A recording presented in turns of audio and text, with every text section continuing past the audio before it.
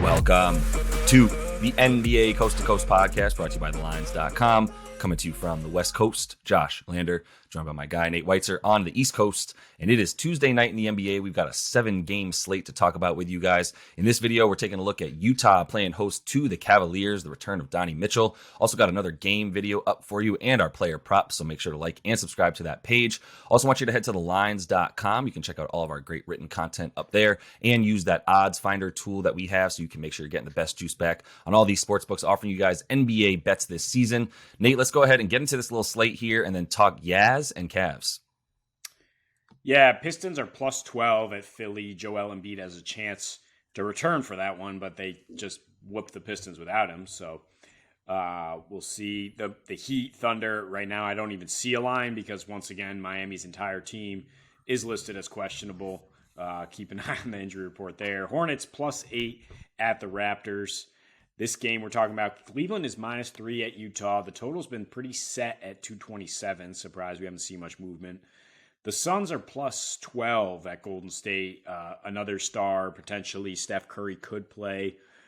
Either way, the Suns might be without Ayton in addition to Booker and Chris Paul. So I don't know who's left for that Will Be Gone franchise. The other game we look at, Portland is minus 7.5 at home against Orlando. And then another injury news game to watch, of course, involving the Clippers. We think Paul George is out. Luka is questionable. So that's pretty much a pick'em. Dallas at the Clips. Cleveland at Utah. I would have thought this would be getting bet up, the total. I mean, fair enough. The Cavs do play pretty low-scoring games on average, and certainly on average on the road. They score less.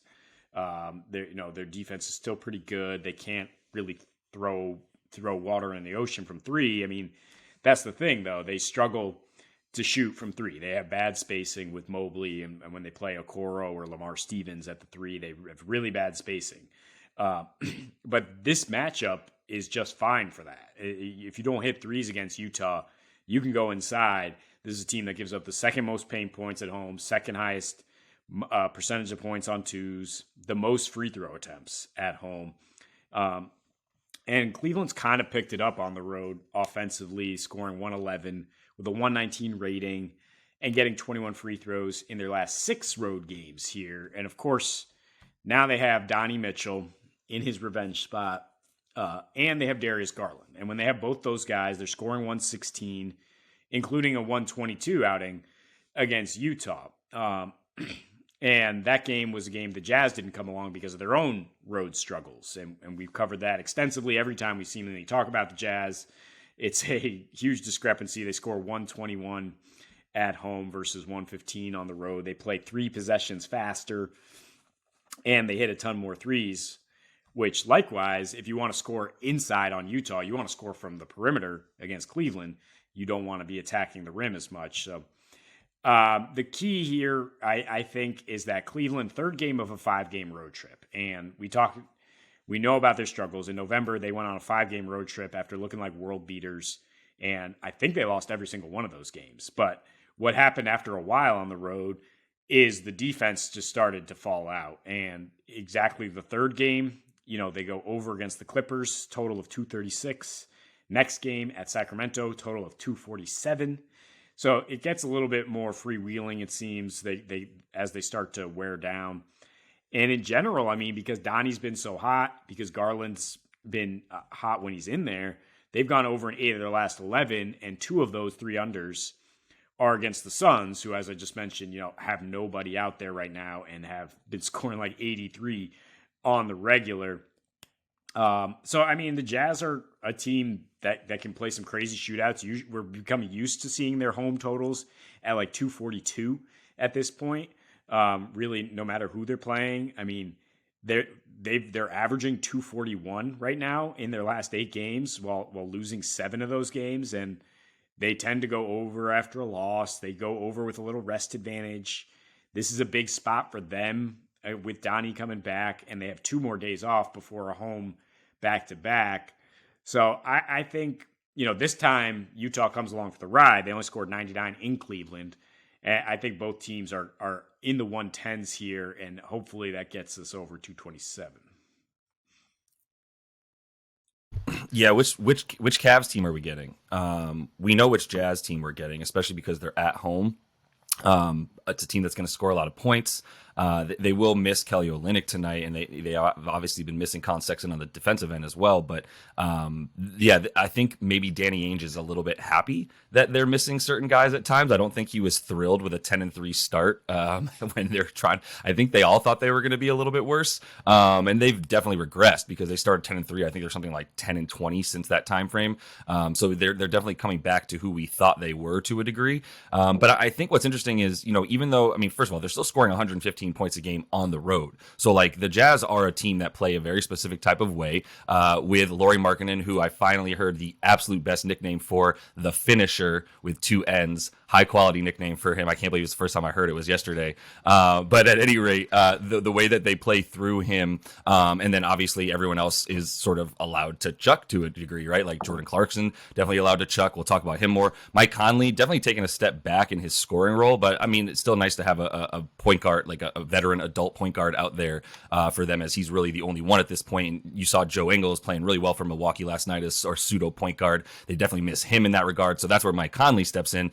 And not really much of a score, but he does sort of finesse everything else around him to make everybody, including Malik Beasley, much better as well. So I think even in losses, this team is scoring 111 points. So let's say they lose tonight, right? And the Cavs drop the 116 that they've been averaging on the road, and when Donnie and Darius Garland play, that's pretty much where you're at for that 226 total. Even like I'm saying, even in a Jazz loss at home where you might worry that the Cavs defense prevails a bit, I think the Cavs offense is still going to prevail plenty tonight to what you're saying there as well. Neither, like Kelly Olynyk being out doesn't even really impact the Jazz offensive rating. It's pretty much the same with and without him this season in the 4 games that he's missed. So there's really nothing here in a trend that tells me that the Cavs are going to have a little bit more for the Jazz on defense to really keep them from scoring what they normally do. Maybe it's not 121, but still, you got to imagine it's going to be 114 to 120 in that range, if the Jazz are playing as well as they've been playing at home as well, and like you said, the amount of points that they're scoring.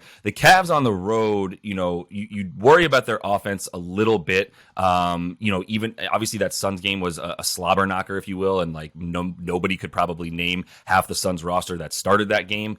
So it's not like that was much to take away from. But obviously against the Nuggets, only 108 points. Against the Bulls, the 103. And then the Pacers. So I think you're kind of seeing the Cavs play at the pace, especially when they're on the road. You're seeing them play at the pace and the style of the team that they're playing. They've gone over against teams like the Spurs on the road, like the Pacers, and like the Timberwolves, and they've gone under, when they're playing teams like the Suns. Obviously, the Nuggets, they were missing guys, and the Nuggets are still maybe the best team in the league right now. But then talk about the Mavs under, Raptors under, and et cetera, right? Bucks under. So like the teams that play defense in this league are the ones that the Cavs are sort of playing at their style of play. The teams that are playing at the Jazz pace of play, right, like 100 to 103, that's where the Cavs are going over as well. So I think they're sort of taking on almost the identity, and maybe that's a nod to their versatility, right, because they can play inside and out so well. But at the end of the day, the strength of this team is going to be the guards scoring, and those big men really, when they can dominate their matchup, they also thrive, right, when they're playing against teams who are not solid down low in the paint, who can't hang with Mobley and Jared Allen. That's where the Cavs are thriving even more so. So it does feel a little bit like they're primed for a win in a matchup tonight where they should be dominating everything down low, and then everything outside on the wing is pretty much even Steven between these two teams. I don't really want to pick a winner in this one. I guess I would slightly lean towards Cleveland. I do just want to hope that the revenge narrative we have on both sides, let's not forget, inspires some good shooting, some aggressive play. And, the Cavs are actually dead last in 3-point percentage allowed in their last 3. They're 28th on the road versus average at home. So Utah, Jordan Clarkson and Markkanen can both get it going from deep. Clarkson in his last 4 at home, hitting 5 threes at 47%. And both those guys, while the team only scored 99, both those guys had 47. And we're having pretty good games from an efficiency standpoint, 45% in Cleveland. This is a different team at home, Utah. This is a different team when Mike Conley's right. That's kind of why the bottom fell out for them, is because he missed a little bit of time. And he just keeps their offense regulated, lets it not devolve into total like Jordan Clarkson gunning mode like you're talking about. And they're going to need that with Markkanen, going up against Mobley and Allen.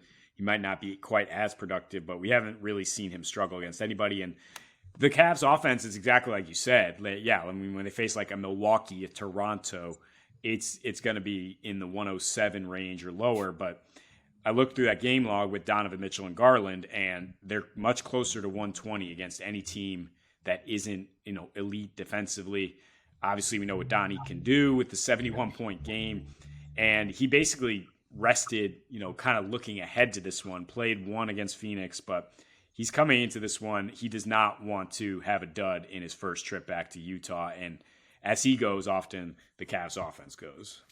Yep, 100%. I mean, he sat against the Nuggets and Garland sat against the Suns. So it was kind of like, your turn, my turn against in a game that they probably weren't going to win in Denver. And then a game that they knew they were going to win in Phoenix, especially with Chris Paul and everybody else sitting. So, this is a pretty prime opportunity for points. I do think 226 does remain a little bit low. Just really need that Cavs offense to do what it does when it has both those guards in the backcourt. So, yeah, Orlando plus 7.5 here on a back-to-back in Portland. The total's 230. Tough total, I guess. But I do look at Portland's team total at 118.5. While high, I think very much attainable. Orlando is obviously a rebuilding team. They shouldn't really be effective by zero rest, considering how young they are and how deep they are in the front court. But they just haven't come with it. The last 4 back-to-backs for them, giving up at least 121 to Toronto, to Detroit, to Memphis and Atlanta. Memphis on the road, I should add. These are not teams that you necessarily expect to light it up. But Portland at home has been able to light it up pretty consistently. They just haven't played at home. They've literally 4 home games since November. And now they get 6 of their next 7 at home. This is their easiest matchup. They get Cleveland, and then they get back-to-back Dallas games later in the week at home. Their last 6, though, when they have played at home, scoring 125. Pace goes up to 101.3. We're talking 52, 42, 81 splits as a team. Obviously, they score at all 3 levels. There's no weakness here. There's not a lot of things to point out for Orlando gives up more on the perimeter versus down low. They do have good 3-point defense. But Orlando, what they don't have is guards. Guards with experience or really guards with defensive chops. And so you could look at Lillard and Anthony Simons as potential blow-up candidates, of course. I mean, Dame's prop is up at 29 points at home. They've won 3 of their last 4, and the loss came without Dame. So, I mean, basically a throwaway game. This is a good matchup against Orlando, of course. The question is, will they cover, right? 7.5 points. It's a little scary, but Portland is 10-5 against the spread at home, winning by 6 points per game. When they're home favorites, they're winning by 9 points per game, 6-4 against the spread. If you are worried about it, I think you can tease the total down to 226 or, tease another game on a 7-game slate here. And get Portland at 3.5. I mean, I think they almost certainly win this game. They've lost 3 straight on the road. Like I said, the schedule has been tough in terms of them not getting to play at home. It's a great place to play, and then they've been lighting it up at home. And they do have their guys here, Nurkic, GP2, are both probable. So obviously a superior team in a superior rest situation.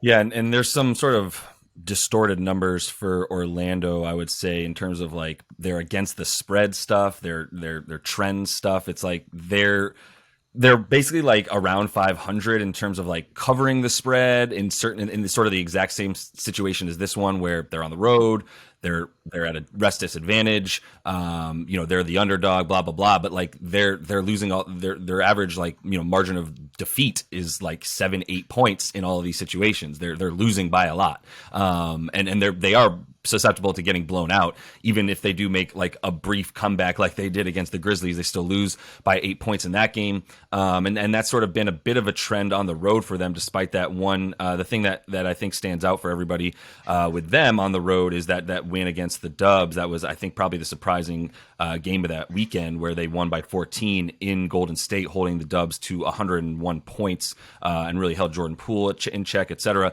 The exact opposite of last night. De'Aaron Fox did whatever he he wanted, whenever he wanted, as did Domantas Sabonis. And then as a result, Keegan Murray's getting wide open threes. Malik Monk is getting wide open shots. So, I mean, the way that those two guys controlled them last night is pretty reminiscent of another solid point guard in Dame Lillard with even more of a three-point threat, probably a better running mate at shooting guard in terms of Anthony Simons, and then a passing big man in Yusuf Nurkic that I think will also give them a ton of trouble down low. So I think this is a game that, you know, it's kind of ripe for the Magic to get blown out almost. I think one of the key stats that I kind of realized a little bit late too is if Portland's getting fast break points, then Orlando's done. And Orlando doesn't really get back on defense. They allow the fifth most fast break points in the league. And Portland, they're at home specifically, number 2 in terms of the amount of fast break points they're putting up. They're definitely running and gunning at home, where they put up that 118 points per game versus the 108 on the road. And then, yeah, that pace is like 3 possessions more per 100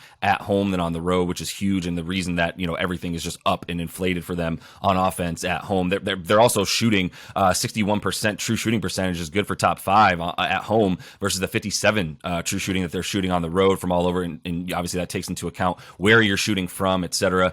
And so, yeah, the 14 threes on 40% at home, it's just tough to be like, is that going to be what they do here? Because they played twice at home in the last 3 weeks or whatever it's been. So you're a little bit skeptical, but it's a play. They're healthy. This is a time, which is crucial as well. This is a time where they're coming back home, where they're 10-5 against the spread, and 9-6 straight up in these situations, and against a team that they have handled pretty handily because of I think in part because of the way that they play and giving them problems, like you said, guard play, fast pace, getting back. It's hard for 4, 6, 10 dudes to get back to help Markelle Fultz in that transition defense, which is why it's bottom 5 in terms of their transition D this year. So I think Portland knows that, and I think the fact that they play at a faster pace at home and get more fast break points, like a lot more fast break points, shows you something for how they're going to play tonight. And that's a problem for this Orlando team. I don't really feel anything about the total because I think, like you said, tough total. Like, it's right on in terms of about 230. If anything, I might go a smidge under because I'm scared of Orlando coming along for the ride.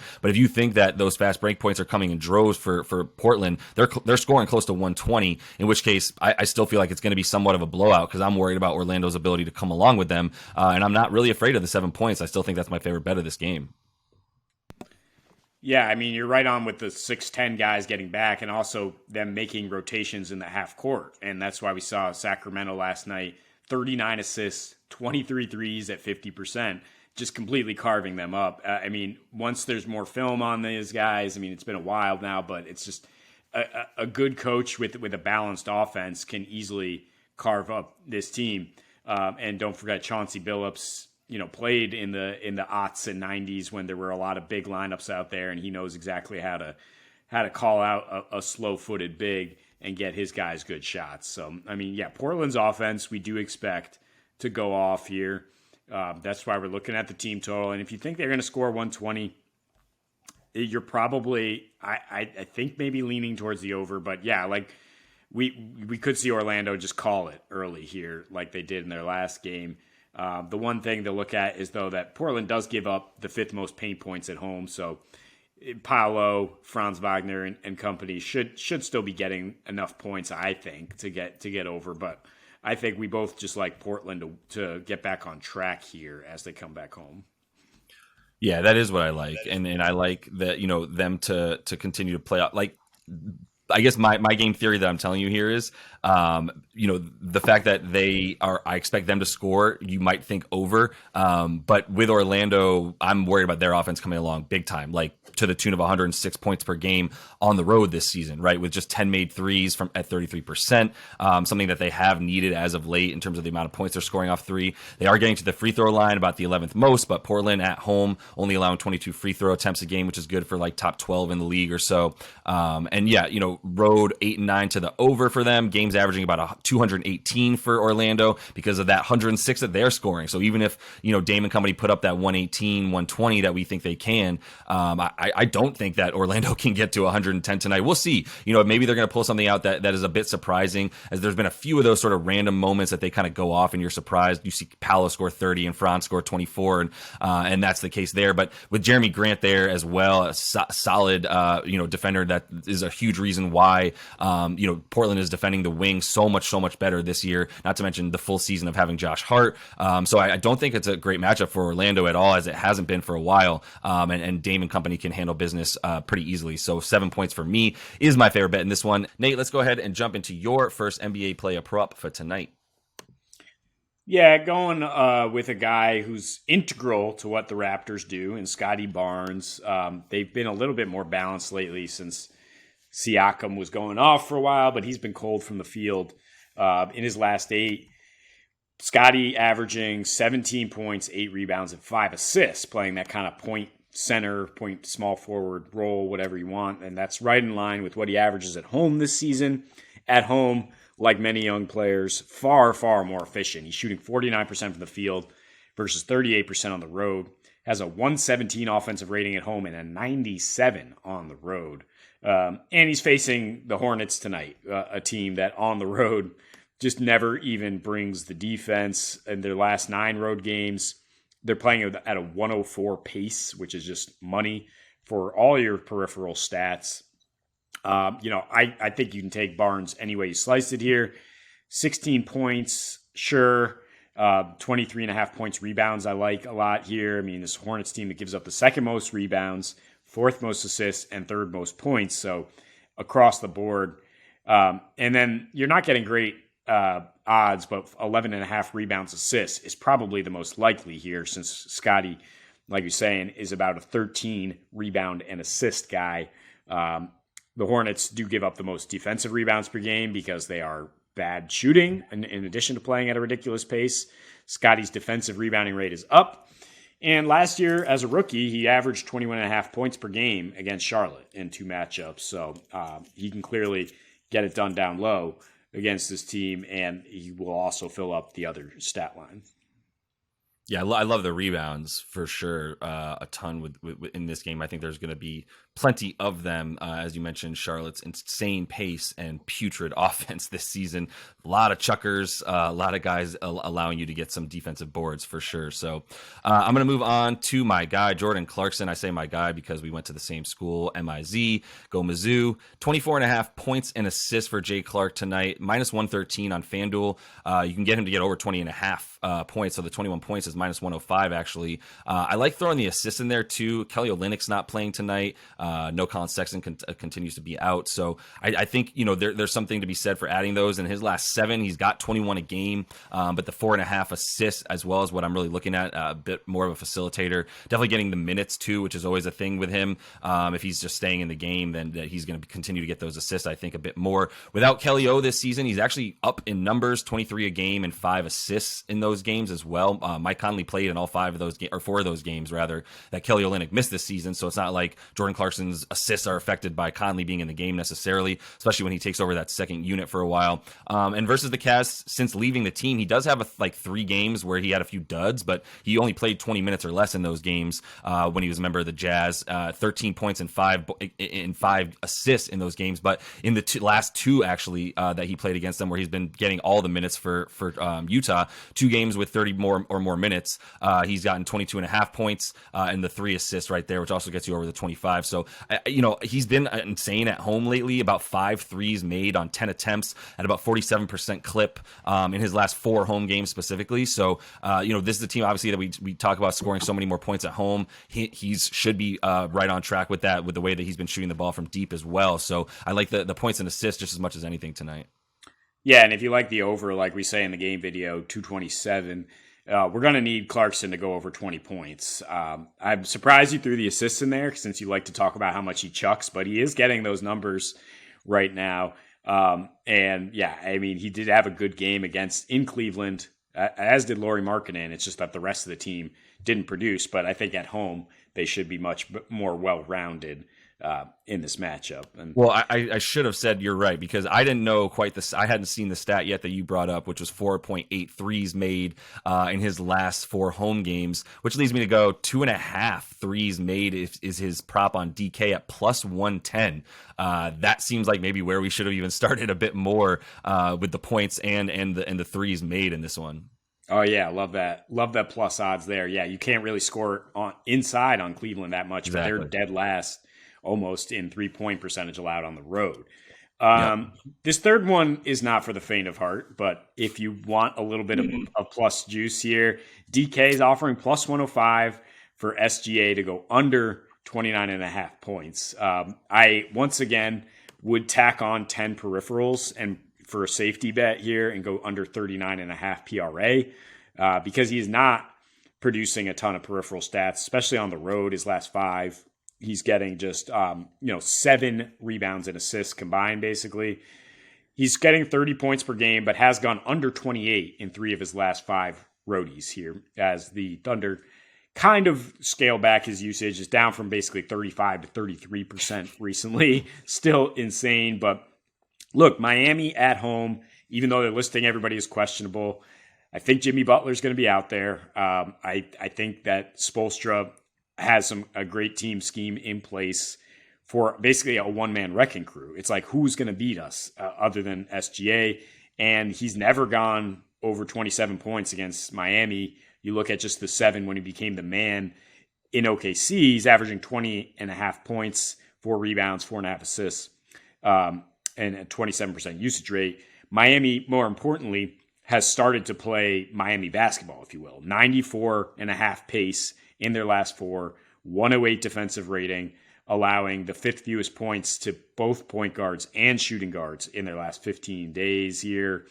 And 4 of their last 5 home games have gone under, again, with that 94.5 pace. So I just don't think there's going to be a lot of goodies here for anybody. And I think Miami's defense will be locked in on SGA. Not for the faint of heart, but I mean, SGA versus Miami is something we've talked about before. I can't remember if it was this season or last season, but we've taken an SGA under because they were playing Miami in either this, like I said, probably last season is what I'm remembering. But yeah, I feel it in that sense. And honestly, Victor Oladipo is coming to play these days. He's been, Hero's been in and out of the lineup. He actually tweaked his knee at the end of the last game. I'm not sure if he's going to play tonight. I would guess he's not playing tonight because it was a really weird knee injury that I imagine they want to do a little bit more research on before they throw him back out there. And Depot's been playing with and without Hero, but now that Hero's out, I think he and Jimmy Butler, there was like a weird thing that they didn't like playing together, and then they completely squashed that in the last couple weeks. And Depot's been back, actually leading the league in steals over that time as well.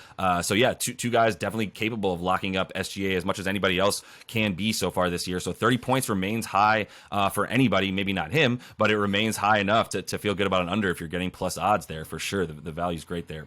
Let's finish things off with Jeremy Grant here. Jeremy, we talk about that Orlando and Portland game, and Jeremy's had a great season, man. He's been such a huge part of what they do, and including on defense. But I love the peripherals for him tonight, including the points. 27.5 PRA. I mean, he's averaging 20.5 on the season. I think he's capable of getting that tonight for sure. And then now you're only talking about 8 rebounds and assists combined. I also love the stocks for our guy, where I think he's going to be having to D up all over the place. It's going to be a crazy night of switching as long as it's him.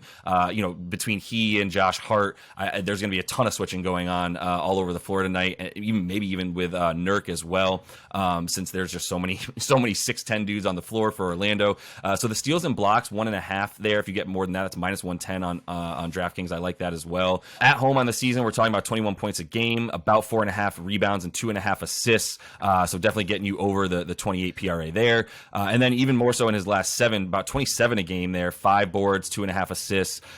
So he's really efficient as well. When you look at what he's done recently at home, 53-45 splits on a 26% usage rate, getting to the line about 5.5 times a game. So, when he was with Detroit, his last 3 versus Orlando, also same exact type of numbers. I think it's just a really good matchup for him. 21 points, about 6 boards, 5 assists, a little higher usage in Detroit than out here, but he's definitely getting that usage at home. So it's definitely a good spot for Grant to get up to 28 points, rebounds, and assists. Yeah, and a little bit of a narrative when he plays Orlando. His uncle Horace, of course, played most of his career with the Magic and with the Bulls. And he's just showing out in general in Portland, where his father Harvey played for a few years. And I mean, I don't know how much this really factors into his mindset as much as, pay me. I am a great wing player, and I do it on both ends. I do like the steals and blocks, I think, most here. it's crazy to see 7.5 rebounds, assists, how low that is, because he actually, I mean, he has games where he has 2 rebounds or nothing or 0 rebounds.